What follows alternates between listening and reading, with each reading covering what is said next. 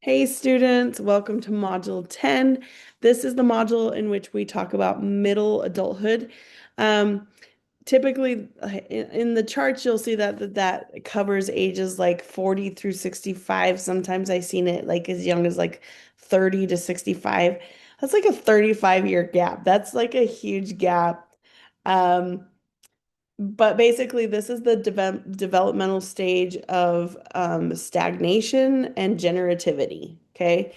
So just sort of once people have kind of like, man, they figured out what they want to do for a career and they like have a family, and then it's like, oh, now what? Right?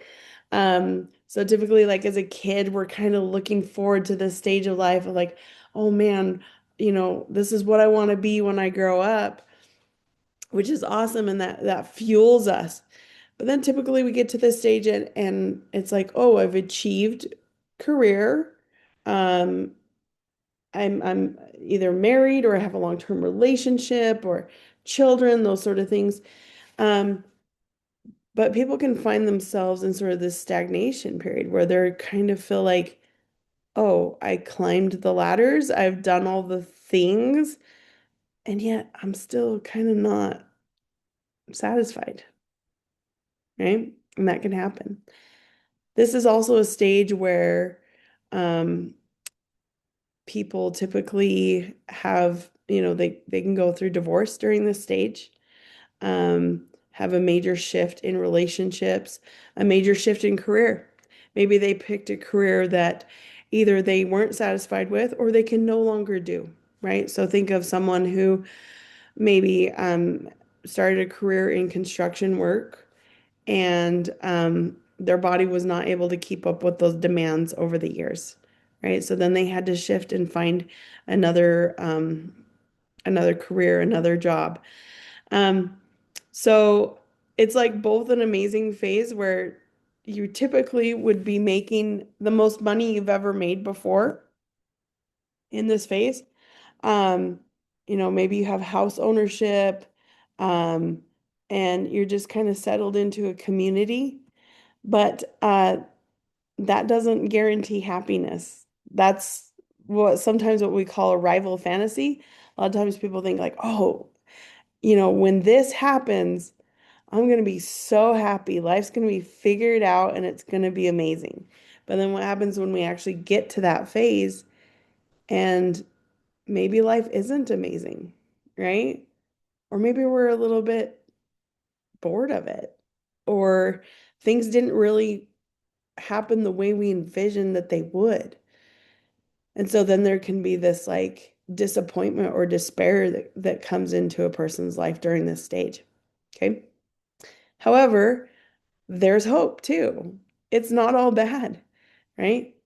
There's there's ways for people to continue to grow and find satisfaction. Usually that is through generativity, right? Giving back, helping the younger generation, teaching them, helping them, giving them a leg up. Those sort of things can cause a lot of satisfaction in a person's life. So when I have a client come in who is going through a career crisis, or they're going through a divorce, or they're just going through this midlife sort of stage when they just feel really stagnated, a lot of times I will approach in two ways.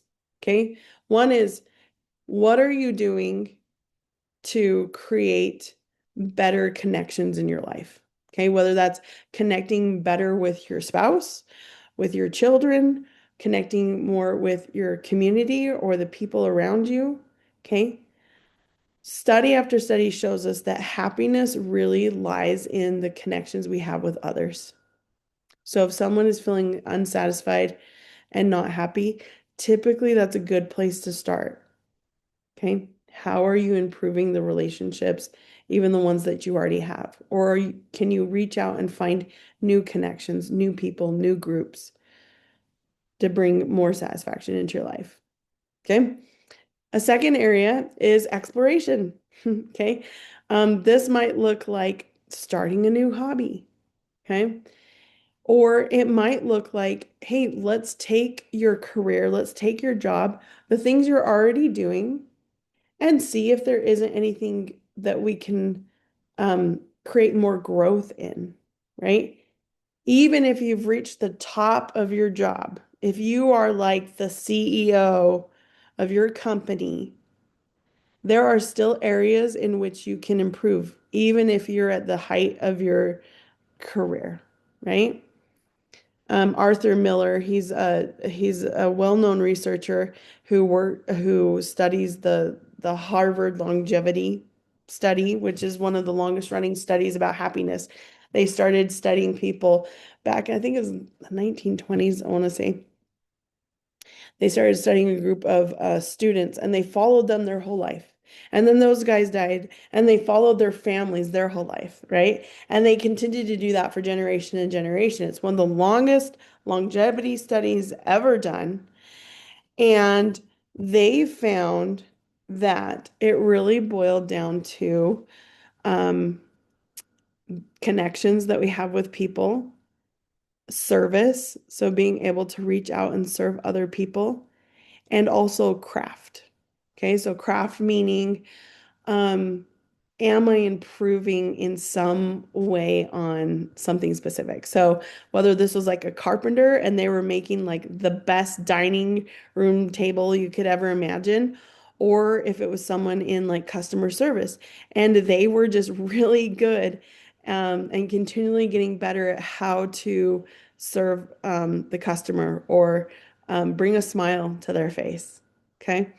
And so um, that's really important when we're looking at this life stage and how to help people um, continue to find happiness. Okay. Your module this week, let me share it.